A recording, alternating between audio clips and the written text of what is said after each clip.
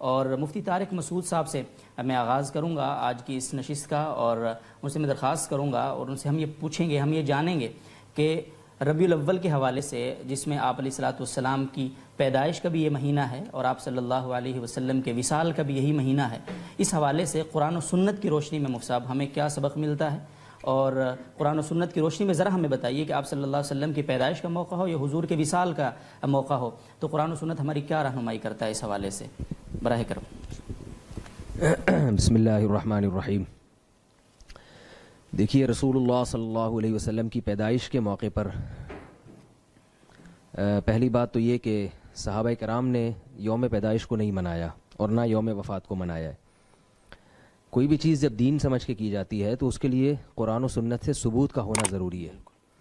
اگر ہمیں یوم پیدائش کے حوالے سے ہمارے پاس کوئی بھی تعلیمات نہ ہوتی تو بھی اتنا کافی تھا اس بات کے لیے کہ ہم یوم ولادت کو باقاعدہ سیلیبریٹ نہیں کر سکتے یا یوم وفات کو برسی نہیں منا سکتے ہم۔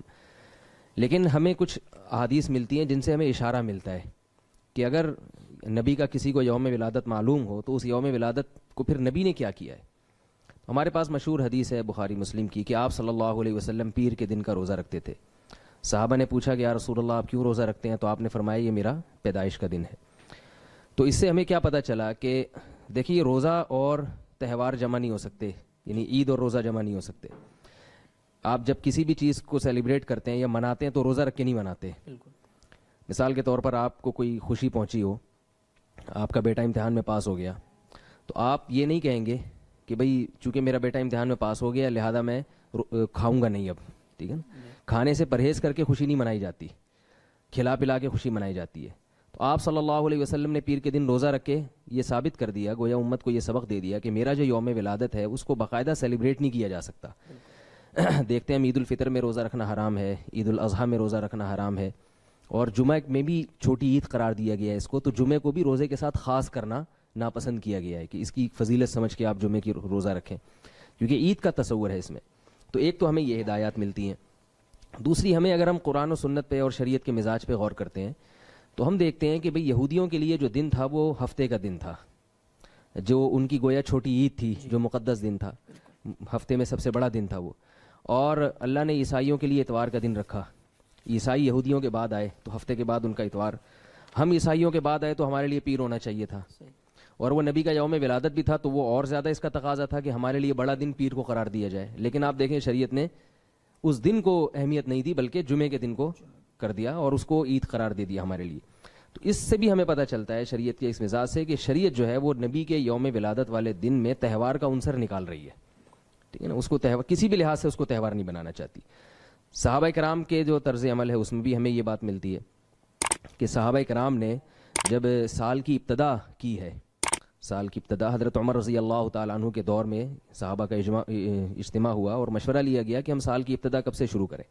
تو یوم ولادت سے بھی کر سکتے تھے، وہ جس سال آپ کی پیدائش ہوئی، یوم وفات سے بھی کر سکتے تھے، لیکن صحابہ کرام نے ولادت کے سال کو بھی اتنی اہمیت نہیں دی، وفات کے سال کو بھی اہمیت نہیں دی، بلکہ نبی صلی اللہ علیہ وسلم کی ہجرت کے سال کو اہمیت دی، کیونکہ اس میں کیا ہمیں سبق ملتا ہے کہ نبی نے اپنا سب کچھ اللہ کے لیے قربان کیا۔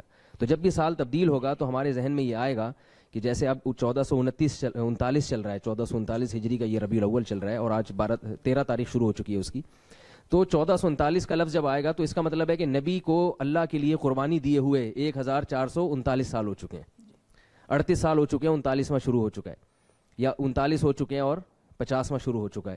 تو اس چیز کو فوکس کیا گیا ہے۔ دوسری بات، اس میں یوم ولادت کو باقاعدہ سیلیبریٹ کرنے میں، اس کو باقاعدہ منانے میں ایک اور خرابی بھی ہے کہ اس پر کوئی بھی مسلک ہو، تمام مسلک کے علماء کا اس پر اجماع ہے کہ سالگرہ منانا جائز نہیں ہے۔ آپ دیکھیں سارے علماء کسی بھی مسلک کے ہوں یہی فتویٰ دیتے آئے کہ غیروں کا طریقہ ہے۔ بعض لوگ کہتے ہیں ہم یہ سالگرہ نہیں منا رہے، تو فقہاء لکھتے ہیں العبرۃ للمعانی لا للالفاظ، یہ دیکھا جائے گا کہ ہو کیا رہا ہے، الفاظ نہیں دیکھے جائیں گے۔ آپ اگر کسی کو ایک چیز دیتے ہیں، اپنا مکان بیچتے ہیں اور اس کی 1 کروڑ روپے آپ لیتے ہیں اور آپ یہ کہتے ہیں میں مکان کسی کو گفٹ کر رہا ہوں 1 کروڑ کے بدلے میں، تو نام تو گفٹ کا استعمال ہو رہا ہے، ہدیے کا استعمال ہو رہا ہے، مگر چونکہ آپ 1 کروڑ روپے اس سے لے رہے ہیں تو اس کو ہم کیا کہیں گے، اس پہ بیع و شراء کے، خرید و فروخت کے حکام جاری ہوں گے۔ تو لیبل چینج کرنے سے، میں اس پہ ایک چھوٹا سا لطیفہ بھی سناتا ہوں لوگوں کو کہ ایک آدمی نے چینی کی بوری رکھی ہوئی تھی اور بیچنے کے لیے، اور اس پہ چاول کا بورڈ لگایا ہوا تھا۔ کسی نے کہا ہے یہ چینی اور آپ نے لیبل چاول کا لگایا ہوا ہے، تو یہ کیا ہے؟ اس نے کہا یہ مکھیوں کو دھوکہ دینے کے لیے کیا میں نے. ٹھیک ہے. تو مکھیاں جو ہے وہ دھوکے میں نہیں آئیں گی.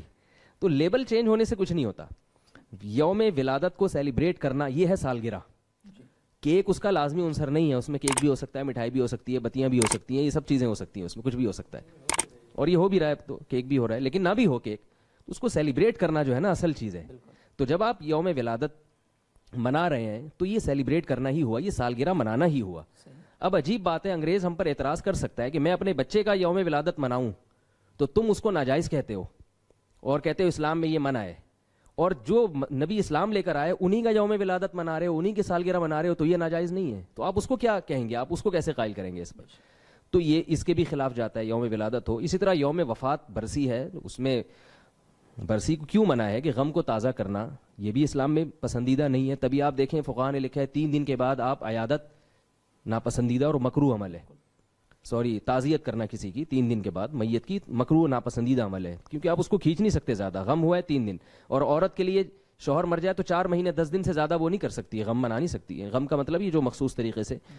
تو اب یہ نہیں کر سکتی کہ چونکہ میرے شوہر کا 1 جنوری کو انتقال ہوا تھا تو ہر 1 جنوری کو میں عدت میں بیٹھ جاؤں گی آ کے, ایسا نہیں ہے. 4 مہینے 10 دن عورت کے لیے رکھے, اس کے بعد نہیں. اور عام حالات میں جو آپ غم کو کسی حد تک آپ جو یعنی تعزیت وغیرہ کر کے شیئر کر سکتے ہیں وہ 3 دن رکھا گیا ہے, تو ایک لمٹ کر دی. تو برسی کا بھی تصور اسلام میں نہیں ہے کہ یوم وفات منایا جائے, اور اسلام میں سالگرہ کا بھی تصور نہیں ہے. تو اس لیے میں یہ سمجھتا ہوں کہ میں کیا جو بڑے علماء ہیں وہ سب یہ کہتے ہیں کہ یوم ولادت کو باقاعدہ سیلیبریٹ کرنا یہ غلط ہے. آج جمعے کے دن میرا اس موضوع پر بہت تفصیلی بیان ہوا ہے, تو جو بھی سننے والے لوگ ہیں میں ان سے کہوں گا کہ وہ ابھی اپلوڈ ہوا نہیں ہے, نیٹ ورک کیونکہ آج صحیح نہیں چل رہا تھا, اس لیے وہ فیس بک پہ لائیو بھی نہیں جا سکا, کیونکہ نبی صلی اللہ علیہ وسلم کی خوشی میں موبائل بند ہوئے ہیں. ٹھیک ہے نا, تو جو ہے نا وہ روڈ بھی جام ہوئے ہیں اور موبائل بھی بند ہوئے ہیں. میں خود یہاں پہنچنے میں مجھے بہت ٹائم لگا, ٹریفک بہت زیادہ جیم تھا. تو یہ ہم کس طرح نبی صلی اللہ علیہ وسلم کو خوش کرنے کی کوشش کر رہے ہیں کہ قیامت کے دن ہم کیسے کیا ان چیزوں سے آپ صلی اللہ علیہ وسلم خوش ہوں گے کہ ہم آپ صلی اللہ علیہ وسلم کی تعلیمات کو فالو نہ کریں اور اپنے طریقے سے ہم اس کو یعنی آپ محبت کا اظہار کی کوشش کریں. تو میں لوگوں سے ایک گزارش کروں گا کہ وہ اس بیان کو لازمی سنیں جب اپلوڈ ہو جائے. آج بیان ہوا ہے جمعے کا, اس میں بہت تفصیل سے میں نے اس پر نمبر وار تقریباً 10 یا 11 دلائل دیے. اور ایک آخری بات جو میں خلاصے کے طور پر کہ دیکھیں ہمیں جب بھی کسی سے محبت ہوتی ہے تو محبوب کو اپنی طریقے سے راضی نہیں کیا جاتا, بلکہ یہ دیکھا جاتا ہے محبوب کا مزاج کیا ہے, محبوب کا مزاج کیا ہے. تو جس سے محبت ہے اس کو خوش کرنے کے لیے وہ کام کرنا پڑے گا جو محبوب چاہتا ہے, جسے پشتوں میں کہتے ہیں نا اخپل طریقہ. ٹھیک ہے نا, اخپل طریقے سے نہیں ہوگا. تو صحابہ کرام کو سب سے زیادہ محبت تھی رسول اللہ صلی اللہ علیہ وسلم سے. انہوں نے نبی کو کیسے راضی کیا, ربیع الاول میں انہوں نے کیا کیا. نعت پڑھنا بھی ٹھیک ہے, ربیع الاول میں آپ اگر الگ سے نعتیں پڑھتے ہیں تو کیونکہ ایک مناسبت ہے نبی صلی اللہ علیہ وسلم سے اس مہینے کی, تو نعت پڑھنا کوئی پابندی نہیں ہے. سیرت کے نام پہ جلسہ کرنا وہ پورے سال کبھی بھی ہو سکتا ہے, اس میں بھی ہو سکتا ہے. لیکن یہ جو بڑے بڑے جلوس نکالے جا رہے ہیں, خوبصورت کپڑے پہنے جا رہے ہیں اور ڈیک لگائے جا رہے ہیں اور مٹھائیاں بانٹی جا رہی ہیں اور بتیاں لگائی جا رہی ہیں, یہ چیزیں اسلام میں نہیں ہیں. اور ایک آخری بات یہ کہ اسلام میں جتنے بھی تہوار ہیں وہ دن کی روشنی میں ہوتے ہیں. عید الفطر ہے, عید الاضحیٰ, 2 تہوار ہیں دن کی روشنی میں. غیر مسلموں کے تہوار عام طور پر رات کو ہوتے ہیں. آپ کرسمس دیکھ لیں, رات کو جو ان کا دھوم دھڑکا ہوتا ہے وہ دن میں نہیں ہوتا.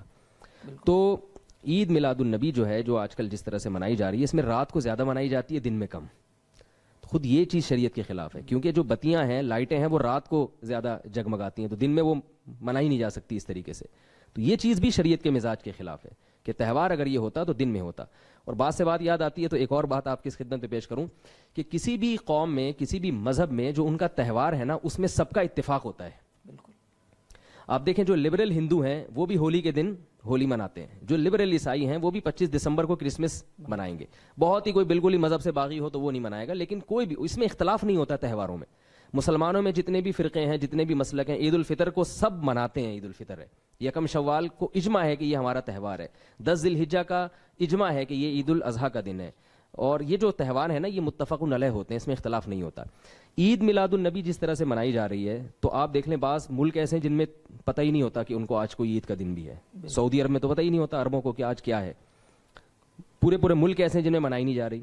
پھر جن ملکوں میں منائی جا رہی ہے, کراچی میں, پاکستان میں منائی جا رہی ہے, کراچی میں منائی جا رہی ہے, تو کراچی میں کھارا در میں منائی جا رہی ہے, ناظم آباد میں نہیں منائی جا رہی. ٹھیک ہے نا. پھر اگر ناظم آباد میں کسی گلی میں منائی جا رہی ہے تو ایک گلی میں عید ہے, اگلی گلی میں نہیں ہے. اس والے گھر میں لائٹنگ ہے, اس والے گھر میں اندھیرا ہے. تو تہواروں میں ایسا اختلاف نہیں ہوتا. تو ایسا اختلاف ہونا خود اس کی علامت ہے کہ یہ مسلمانوں کا باقاعدہ تہوار نہیں ہے. اس کو عید کے لفظ سے تعبیر کرنا بھی شریعت کے مزاج کے بہرحال خلاف ہے. جزاکم اللہ صاحب بہت تفصیل. اهدنا الصراط المستقیم، ہم کو سیدھے رستے چلا